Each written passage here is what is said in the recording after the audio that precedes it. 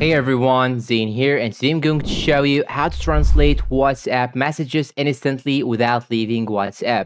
Now, first thing you should do is to simply go to WhatsApp, then go to any conversation you have, then click on this text box, good morning, for example, then click on these 9 dots icon, just tap on it. Then here you can simply click on translate, then click on OK, then choose whatever language that you want. And now I'm going to choose English to Arabic. Then here you can simply type here the text that you want to translate. Just type here an example in this box. I'm going to type good evening, for example, and it will directly translate it here in my text. So now what if you have the opposite? What if you have someone who has sent you something in English and you want to translate it? I'm going to open a new chat. Then here, as you can see, this one right here send me this message. I'm going to copy it like this. Then I can simply go to the keyboard, then click on this option again. Now click on translate. Then you can simply paste this text right here. And after that, it will be shown right here.